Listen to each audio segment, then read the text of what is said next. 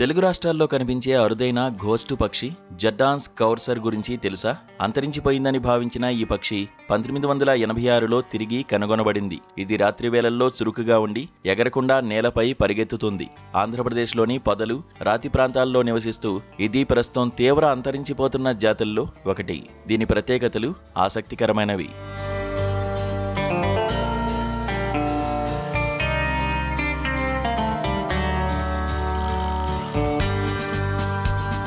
ఆంధ్రప్రదేశ్లో కనిపించే అత్యంత అరుదైన పక్షుల్లో ఒకటి జడ్డాన్స్ కౌర్సర్.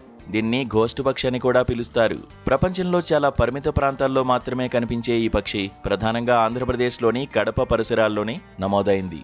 ఒకప్పుడు ఇది అంతరించిపోయిందని భావించిన 1986లో మళ్లీ కనుగొనబడ్డం పక్షి శాస్త్ర ప్రపంచంలో గొప్ప పరిణామంగా నిలిచింది. 2004లో చివరిసారి దాని ఉనికి గుర్తించారు.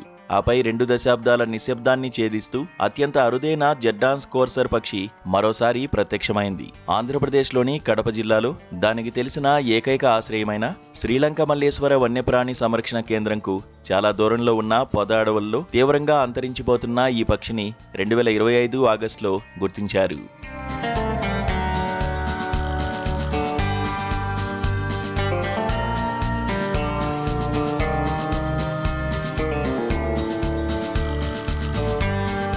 జడ్డాన్స్ కౌర్సర్ రాత్రిపూట చురుగ్గా ఉండే పక్షి.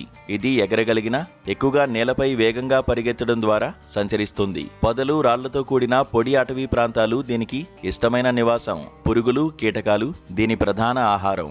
చాలా నిశ్శబ్దంగా ఉండే ఈ పక్షి దగ్గరలో ఉన్నా కూడా దాని ఉనికిని గుర్తించడం చాలా కష్టం. ఈ పక్షి సాధారణంగా నేలపైనే 1 లేదా 2 గుడ్లు పెడుతుంది. సుమారు 15 నుంచి 20 రోజుల్లో పిల్లలు బయటకొస్తాయి. గోధుమ రంగు మచ్చలతో ఉండే దీని శరీరం, కళ్ల చుట్టూ తెల్లటి వలయం, పొడవాటి కాళ్లు ప్రత్యేక లక్షణాలు. ప్రకృతి సంరక్షణ అంతర్జాతీయ సంఘం ప్రకారం ప్రస్తుతం ఈ పక్షి తీవ్ర అంతరించిపోతున్న జాతిగా వర్గీకరించబడింది.